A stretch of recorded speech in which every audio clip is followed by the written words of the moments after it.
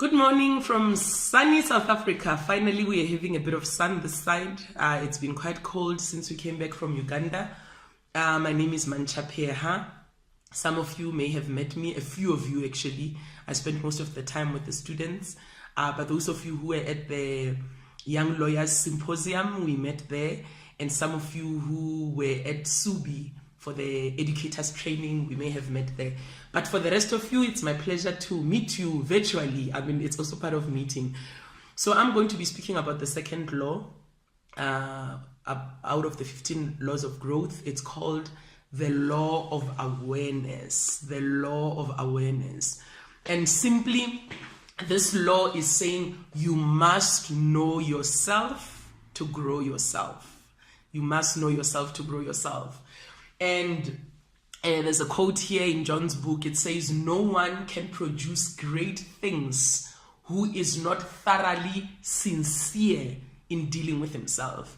And I think the most important part about us dealing with ourselves is the fact that we must be honest about both our strengths and our weaknesses. And as you can see, my attire of choice, I'm wearing my gym gear because as soon as I'm done with this video, I'm going to gym.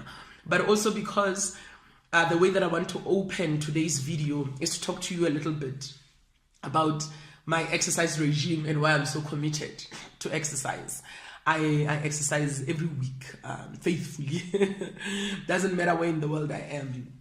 So about 10 years ago, when I turned 30, I went to the doctor because I was not feeling well. For some reason, my elbow was refusing to stretch. So I tried everything. I had bought these contraptions that you can attach onto your elbow, and it just wasn't getting better. So finally my GP decided that I must go and see an orthopedic surgeon. And when I arrived at the orthopedic surgeon's offices, he said he checked me for a couple of weeks and ultimately decided that he's going to take me to surgery to stretch my elbow. I had never heard of such a surgery. I was shocked, but you know what, he's a surgeon, he knows better. And a few days before I was due to go to theater, he started asking me routine questions in preparation for theater. And one of the questions that he asked me is there anywhere else where you feel pain? And I said, yes. Other than in my left elbow, I feel pain in my wrists, in my knees, in my ankles, basically on all the joints. And he said to me, no, you don't need your elbow stretched. You have arthritis. I had never heard of arthritis. I mean, in the village where I come from, arthritis was generally a sickness that really old and, pardon me, but really old and big people had. I couldn't remember somebody as young as 30 having arthritis. And on top of that, even in my family, there was no history of arthritis. So being the girl that I was, I broke down. I started crying and I was like, why do I have arthritis? And the orthopedic surgeon booked me with a friend of his who was a rheumatologist. And to cut a long story short, I went to see the rheumatologist and she checked my blood and found that I have a really aggressive strain of rheumatoid arthritis. And we decided then to also be aggressive in treating it. But one of the things that I also decided was I'm going to do what I can to stay healthy. And what I then did is I decided to take on a very aggressive health regime in terms of my food, sleep, rest, and exercise. So it doesn't matter where in the world I am. I make sure that if there's no gym, I hit the road. I don't go anywhere, no matter how short a trip is. I don't go anywhere without my training shoes and my training clothes. The first thing that I do when I get into a guest house and a hotel is ask where is the nearest gym so that I can keep up with my exercise regime. So the reason why I'm telling you this story is because part of self-awareness is you not only knowing what your strengths are, but you also need to know your weaknesses. And the reason why we know our weaknesses is because if managed well, our weaknesses can actually become our strengths. So what has happened to me is that in trying to use exercise and a healthy lifestyle to deal with my arthritis, I have received much better benefits from the exercise in terms of my health, my energy levels, other issues that I've had as well health-wise. I don't have them anymore. I was not trying to address them. I was trying to address the arthritis. But in addressing the arthritis, I then ended up addressing everything else. So I didn't get the arthritis the day I found out about it. The arthritis was always there. I just didn't know about it. And the only reason why I found out at the time that I found out, it's because the symptoms became severe. So in our own lives as well, some of us have weaknesses, and those weaknesses will only be revealed when you are in power, when you are promoted, when you are a boss, when you have money. If I may give an example, you may find that you've always been arrogant, but you've been poor and you were never managing anyone. So your arrogance could never come through because you never had a stage to demonstrate your power. But as soon as you have a bit of money and a bit of power, people are saying you became arrogant because of the money. No, the money didn't make you arrogant. The money simply amplified a character trait, a personality trait that you've always had. So for us as human beings, there are certain things that we have, both strengths and weaknesses. And sometimes they do show up and we are aware of them, but other times they are hidden, and certain events will reveal them, and only then will we be able to know them and address them. So in thinking about you and how you are going to be aware of both your strengths and weaknesses, aware of what works in your life and what your preferences are and the path that you want your life to take, we'll look at a couple of examples. But I don't just want you to think about your professional life. I want you to think about every area of your life. If you are a mother, I want you to think about yourself as a parent. If you are a daughter, I want you to ask yourself, what kind of a child am I? If you have friends, I want you to think about the type of friend that I am. And obviously, I want you to think about yourself professionally as well. What type of professional am I? So when we consider ourselves holistically as human beings, we are able to get much, much more from this exercise that we're going to play. So we're going to look at a couple of questions, and when I bring up the questions, please write them down. I'm going to give you some time to go and look for a pen if you don't have, or if you are one of these techno babies, go and find your iPad or find your tablet and make sure that you write the questions down. And as we're thinking about the questions, and maybe we'll also get to post the questions in a portal so that you can have access to them. As you think about the questions, think about all the areas of your life. Don't just limit it to your professional life. So the first question that I want us to ask is, take some time and think about your strengths. And also think about, I'm not going to say your weaknesses, and think about your developmental areas. So just do a quick table, and on the one side you have your strengths, and on the other side, your developmental areas. The reason why I don't call them weaknesses is because they are areas that can be improved if you want to improve them. Because with some of the developmental areas that we have, you don't necessarily want to improve them. You are just going to mitigate them. You're going to make sure that if, for example, with me, I know very well that admin is not my strong point, but I need it for my business. So what do? I hire for that developmental area. I'm not trying to be an administrative guru. I hire a person. So that is me mitigating that developmental area.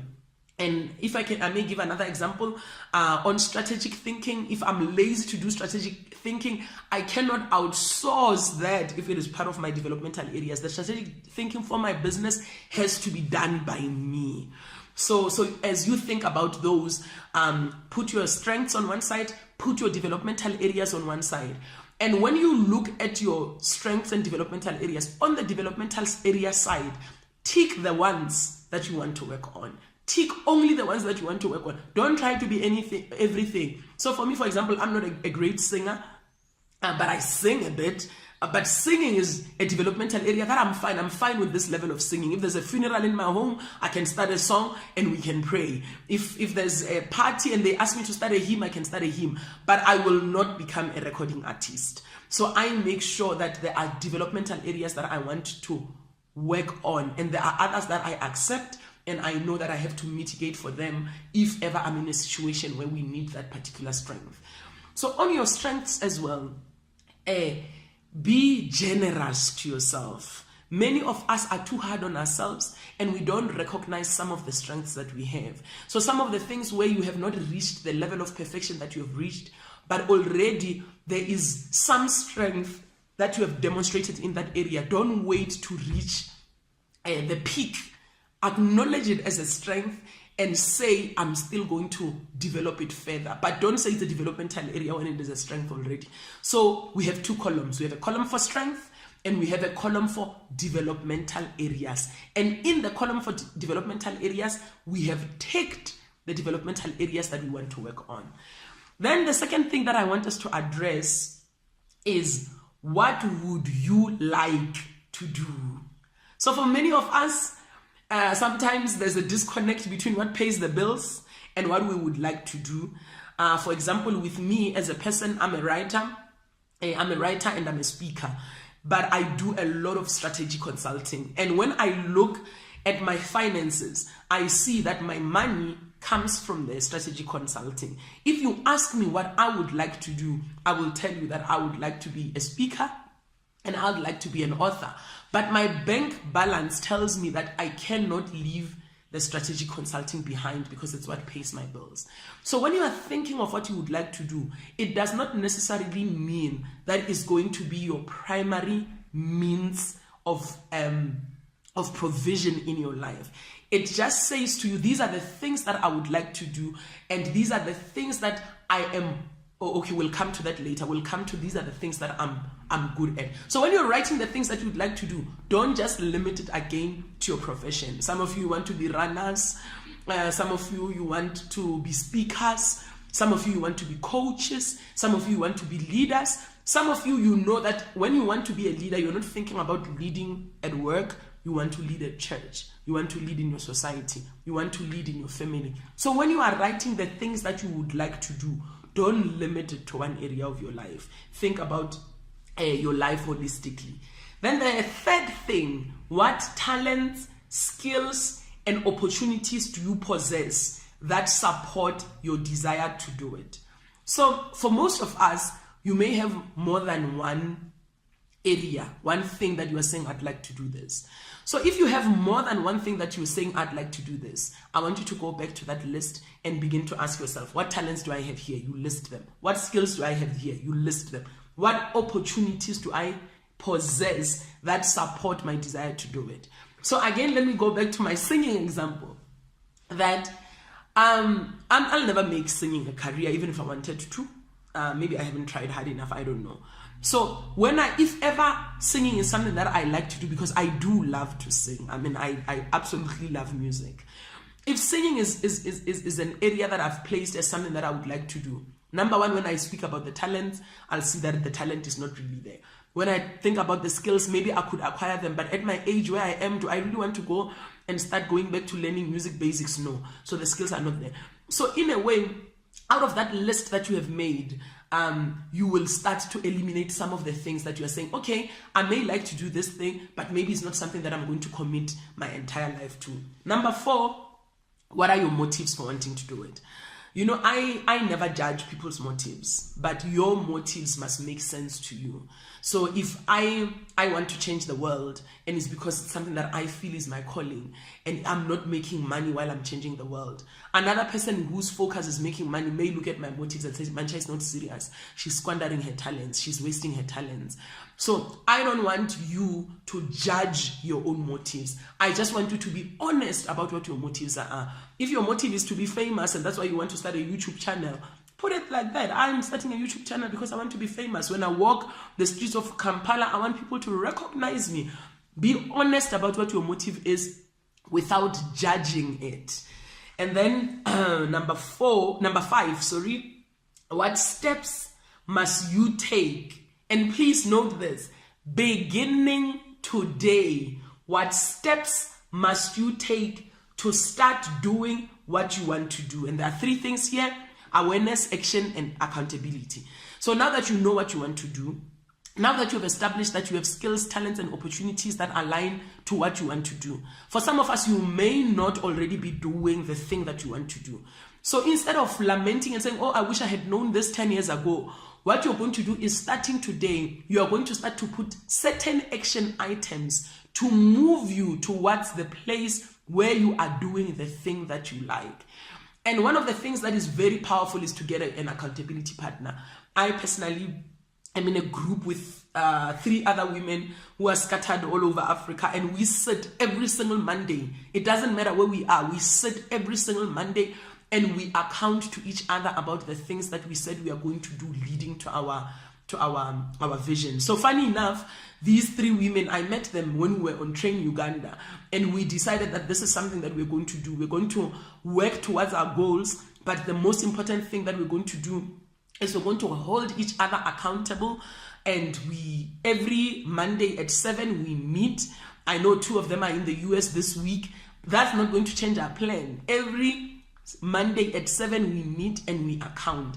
And what that has done for me is that on days where I haven't felt like doing certain things, the fact that a call is coming later today forces me to go back to my plans, to revise them, to make sure that I'm up to date, and to make sure that when that call comes, I don't give excuses. So please, if you can get into an arrangement like that, find people who are also goal-orientated and begin to account to one another. Number 6, whose advice can you get to help you along the way? One of the things that we realize when we are trying to achieve self-awareness and to achieve a high level of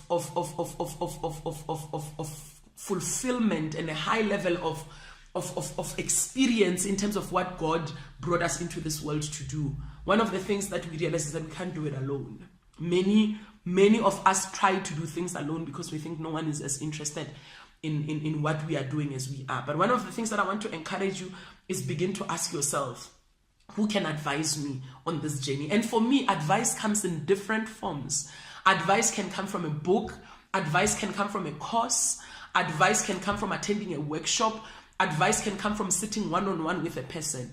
And sometimes the person that is going to advise you is not necessarily a person that is in the same line of work that you are doing. So I find that especially when I sit with older people who have achieved a certain level of success in their careers, I'm able to sit with them and they are able to advise me on certain things. They may not be engineers like me, but they know what it's like to have staying power, and they assist me with that. So please, when you think about advice, don't just think about, oh, I want to get the CEO of I don't know what you guys have in Uganda, Fortune 500 company, or in our case, a JSE listed company, or the Uganda Stock Exchange listed company. Don't just think like that, but also ask yourself, do I have aunts that have run successful marriages? Do I have neighbors that have run successful careers? The shops in my village or in my township that have been run profitably over the years, can that person assist me in running my law practice, in running my management consulting firm? And when you start to think that broadly, then you are able to get additional people involved in helping you achieve your dream and in helping you achieve that level of self-awareness that we are trying to reach. Number 7, what price are you willing to pay? What will it cost you in time, resources, and sacrifices? So many of us, when we try to improve ourselves or when we're trying to achieve things, to be honest, we're just dreaming, we're just wishing, because you know what you need to do, but you never take the steps to get there. You don't pay the price. But I mean, for those of you who are on the call, the fact that you have the commitment to be on the call says to me, if you can spare 20-30 minutes to sit and listen to someone talking to you about self-awareness, you already have what it takes to be committed to doing this work. So well done to you. High five, virtual high five. Well done to you. The last one, number 8, where do I need to grow the most? You must focus on your strengths and overcome any weaknesses that would keep you from reaching your goal. As I've already said, I don't use weaknesses. We use developmental areas. It's more positive. It says to you, because sometimes a weakness, it feels like it's something that will never go away. But when it's a developmental area, you can work around it. You can begin to say, you know what, how do I mitigate for it? How do I eliminate it completely? How do I minimize it? So personally, I'm an engineer, as I've already said. And one discipline that is key in engineering is risk management. And in risk management, we always acknowledge that you need to know the risk to manage the risk. You can never manage a risk that you don't know. So your first level of empowerment is to know what that risk is. Your first level of empowerment is to know what that developmental area is. So again, in going back to the law of awareness, you must know yourself. And don't be shy to ask other people for input. I ask people for input all the time, and I always get shocked. People will give you feedback when you ask for it. Most of the time, people are afraid to give us feedback because they've been chopped off. Their heads have been chopped off when they try to give people feedback. Ask people for feedback. Don't assume that you are doing well. If you're a manager at work, go back to people and ask them over a casual coffee, and ask them, or tea, and ask them African tea, as it was my favorite thing in Uganda. Ask them, what do you think about my leadership? Where do you think I can improve? What are your ideas? And that way, your self-awareness is also informed not only by how you experience yourself, but by how other people experience you. So you need to know how people experience you. Sometimes we have intentions, and those intentions don't come out in how people experience us. So it's important that you ask people how they experience you. You must know yourself to grow yourself. Remember, these are 15 laws of growth. At the end, 15 laws of growth. So at the end of the 15 laws, we want you to grow. We want you to be a better person, a better leader, a better parent. We want the people that are around you to ask you what has happened. And again, in closing, no one can produce great things who is not thoroughly sincere with dealing in himself. You cannot be sincere about yourself if you don't know yourself. So know yourself well. Ask the people you trust. Even your enemies sometimes can be very honest because they have nothing to lose. They are not your friends. So don't just ask the people that love you. Don't just ask your friends. So I've given you a lot of exercises that I myself do occasionally, and I think as part of this lesson, I'm actually going to go back and go through these exercises again. I'm hoping that when you are watching this video, the material will also be online for you to go back so that you don't have to keep on rewinding to see what that particular law is or that particular question is. So thank you very much for listening, and we'll meet again when we do the Q&A session. Be there, be ready with your questions, and let's grow together. Growing together is fun. Growing together says, I have other people who are doing this with me. So this is Mantsha. I'm signing out from sunny Johannesburg.